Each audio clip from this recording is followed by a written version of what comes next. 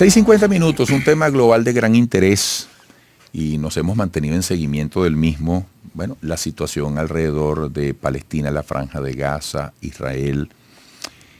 Y dentro de las informaciones recientes tenemos que España, Noruega, Irlanda reconocen formalmente al Estado de Palestina, tal como habían anunciado que lo harían días atrás. Y esto pasó el martes. Mensajes en los que se destaca la necesidad de alcanzar una solución de dos estados para poner fin al conflicto del Medio Oriente. Me acompaña Ángel Tortolero, doctor en Ciencias de la Educación, ex embajador de la República Bolivariana de Venezuela ante el Estado de Israel, profesor asociado a la Cátedra de Políticas Públicas UNERC, analista internacional, miembro del Centro de Estudios Socialistas, Jorge Rodríguez, militante revolucionario. Ángel, siempre es un gusto tenerte por acá. Buenos días. Bueno, y para mí siempre es un placer venir a este estudio, me encanta. Con todo y la lluvia, mucha prudencia al manejar los que nos están escuchando. Bueno, fíjate, el tema de la formación de dos estados no es nuevo. En el año 48, cuando se hace la aberración histórica de invadir un territorio que no estaba distinguido por ninguna facción religiosa, porque ahí convivieron, o allí nacieron las tres religiones monoteístas, hizo pretexto de socorrer a los europeos que eran de confesión judía y meterlos allí, bueno, se les dio. Después eso tuvo una historia muy larga, los acuerdos de Balfour, todo esto, pero quedó establecido plenamente que había la formación de dos estados. Dos estados que nunca pudieron ser o que no han podido ser, porque entonces Israel, las fuerzas sionistas que dirigen el Estado de Israel, no me estoy metiendo ni con los israelíes ni con los judíos, estoy diciendo fuerzas sionistas, o sea, quienes comandan, quienes dirigen ese Estado, que es un Estado occidental, metido en el corazón de Asia Occidental, bueno, termina provocando guerras, provocando situaciones, robándole terreno a Palestina, y hoy en día Palestina es un archipiélago de pedacitos de territorio. Fíjate que esta guerra, especialmente esta masacre, este holocausto horroroso que está cometiendo el Estado sionista de Israel contra la humanidad, porque son humanos los que están cayendo, bueno, la relata la prensa comprometida en estos actos criminales, dicen la guerra entre Hamás e Israel, como que si los niños que están muriendo son de alguna facción política o alguna facción religiosa, niños son niños, o las mujeres o los hombres desarmados. Entonces la formación de dos estados es una aspiración de las Naciones Unidas para acabar con el conflicto. ¿Qué hace Noruega? ¿Qué hace España? ¿Qué hacen estos países? Bueno, decir, bueno, nosotros reconocemos el Estado de Israel, tal cual como lo hizo Venezuela hace mucho tiempo. Yo fundé lo que fue la Oficina de Intereses entre Venezuela y Palestina, lo que luego se va a convertir, luego del 2008-2009, cuando rompimos relaciones, se va a convertir en la Embajada de Venezuela en Israel, en Palestina.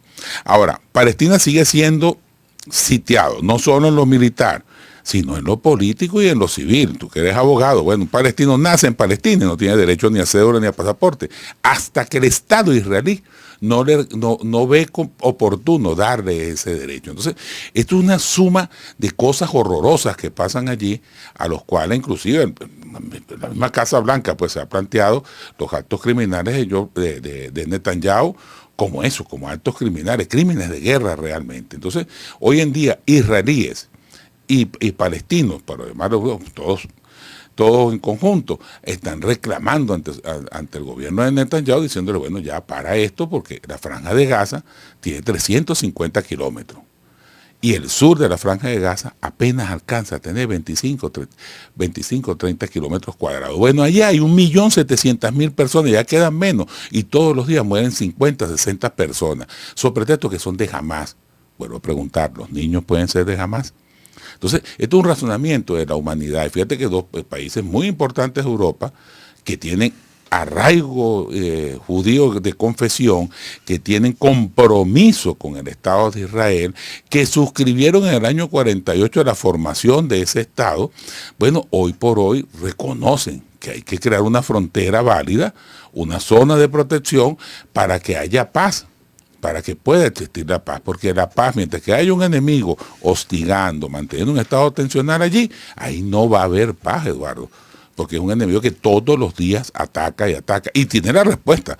Y para nosotros, para los venezolanos, para los revolucionarios, para los investigadores en las ciencias sociales, de paso permíteme invitarte, entre el 14 y el 15 de junio, Rodrigo Gerferstein ha convocado un grupo de intelectuales a nivel mundial y vamos a estar en el Centro de Estudios Latinoamericanos Rómulo Gallego con un tema que se dice un holocausto mundial.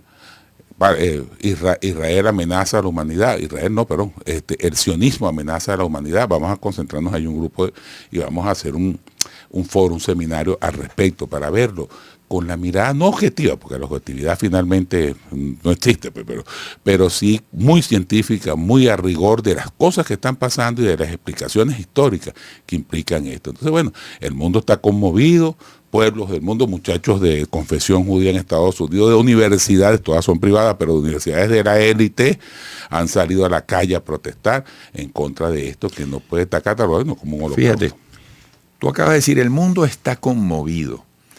Dentro de la larguísima historia de este escenario que estamos viendo y que en este momento está con la intensidad que el mundo está observando, esa conmoción en el mundo, que incluso ha puesto a Netanyahu en una situación difícil delante de un aliado tradicional como los Estados Unidos. ¿Tú crees que aproxima ese escenario hacia un desenlace favorable a la paz, al consenso, al acuerdo? Mira, sí, yo apuesto siempre al diálogo, al acuerdo, si no pudiera conseguirlo de otra manera. Netanyahu está atravesando en este momento un momento muy difícil dentro de la política israelí, me refiero a su estancia como primer ministro.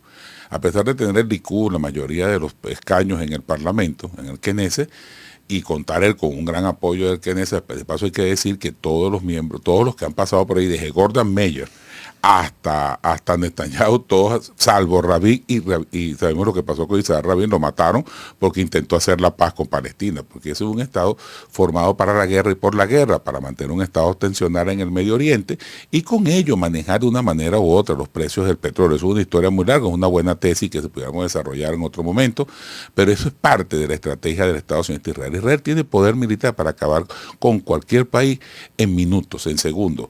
Tiene un gran poder productor de armas nucleares, productor de armas de destrucción masiva, productor de armas personales. O sea, Israel tiene todo eso. Y sin embargo, lo que hace es mantener un estado tensional allí. Cada vez que necesita llamar la atención o necesita una estrategia global de Occidente contra la multipolaridad, en este momento lo mueve. Pero Netanyahu ha pasado a la raya, se ha extralimitado, ha llevado a que hoy viejos aliados lo vean con desconfianza y le repudien los actos criminales que está cometiendo. En plena campaña de los Estados Unidos, Joe Biden, el viejito simpático, que de simpático no tiene nada, termina condenándolo públicamente, y el mismo Donald Trump se queda callado frente a los actos criminales. Netanyahu ha conmocionado a la población israelí, porque es una realidad. Ahí hay un pueblo que se llama Israel, ahí hay una gente que es israelí, que tiene derecho a vivir, pero hay unos palestinos que tienen derecho al territorio para formar su nación. Y eso lo olvidó Netanyahu y pasó a ser un criminal más de guerra con este ataque bestial que está haciendo. Pero fíjate, Ángel, más allá de las decisiones de Netanyahu en el Estado israelí, fíjate que tú también estás intentando interpretar el sentir de los israelíes que están dentro de ese territorio, pero más allá de Netanyahu... A los cuales respetamos mucho, ¿viste? Pero mis profesores todos son de origen judío y muchos de ellos israelíes. Pero fíjate, ¿cómo se maneja eso? Más allá de la voluntad de Netanyahu, de las decisiones que le toca tomar en razón de esta delicadísima situación. Porque aquí, oye, cada día cuenta, cada día suma demasiado en una guerra, ¿no?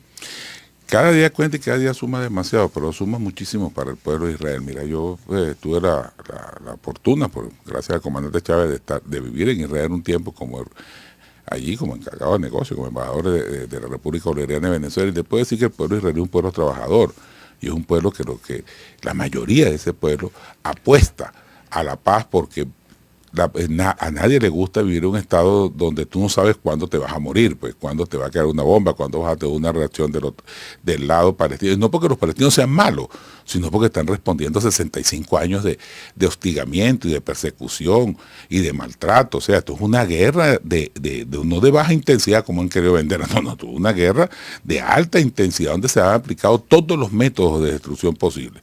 Entonces, ahora que hay respuesta dura de parte de Palestina, se pretende decir que la cuestión es al revés, pareciera que los palestinos son los invasores. Y el pueblo israelí está reclamando su derecho a vivir en paz, Eduardo. Cuando tú ves las manifestaciones, cuando las escuchas, las revisas, resulta ser que le están diciendo a Netanyahu hace un rato, la vez pasada porque quiso cambiar las leyes para poner a favor unas leyes para la cuestión de los juicios, ¿te recuerdas eso? El año pasado.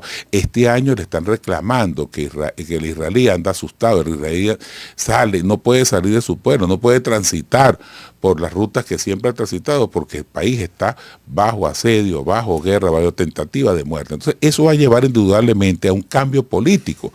Uno de sus ex aliados se está abriendo ya hay movimientos entre el Knesset, se plantean dos tesis, una, eliminar el Congreso, o sea, ya acabar con este Congreso, llamar al Knesset y llamar a nuevas elecciones, y la otra hacer elecciones generales, pues están convocando por la vía democrática para salir de Netanyahu de la manera más honrosa posible.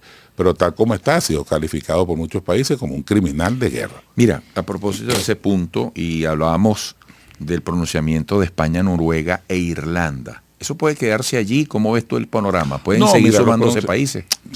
Sí hay acciones. También hay que recordar que en Palestina está la embajada de Japón, por ejemplo. Nadie se recuerda que está Japón, que está Francia, que hay muchos países que tienen su legación diplomática en Palestina, en Ramallah, y bueno, y que han hecho lo propio en el Concierto de las Naciones, pues, en búsqueda de una solución pacífica al conflicto. Nosotros, el presidente Nicolás Maduro, pues, que dirige la política exterior de Venezuela, ha orientado sabiamente que nosotros estamos abocados a la paz, y por estar abocados a la paz condenamos los excesos, condenamos la guerra. Una muerte es demasiado, Eduardo, de cualquier bando. Claro. Llámese judía, llámese israelí, llámese como se llame, sea musulmana, sea cristiana, sea lo que sea. Una muerte es una muerte, y para nosotros eso es demasiado, pues. Entonces, bueno, los movimientos internacionales están dirigidos a ver si alguna vez podemos romper el cerco, el secuestro que tienen los 5 países presuntamente triunfadores de la Segunda Guerra Mundial con el derecho a veto en el Consejo de Seguridad, y lograr una solución pacífica. Y hasta ahora, la más sensata, la que suscriben las mayorías, es la formación de 2 estados y una franja de lo que se llama en inglés buffer zone, una zona de amortiguación, como la tiene Chipre con la región norte chipriota, como la tienen muchos países que han tenido que dividirse. Bueno, en este caso, por razones estratégicas, por un tiempo prudencial, mantener una especie de franja allí sin dominio ninguno, y dejar que se desarrolle la política, que finalmente será lo que podrá darnos la paz. Bueno, Ángel, siempre bienvenido, hasta pronto, gracias. Muchísimas gracias, Eduardo, como siempre, a la orden. Ángel Tortolero, doctor en Ciencias de la Educación, fue embajador de la República Bolivariana de Venezuela ante el Estado de Israel, profesor asociado de la Cátedra de Políticas Públicas de la UNERJ, analista internacional, miembro del Centro de Estudios Socialistas Jorge Rodríguez, militante revolucionario. Volveremos.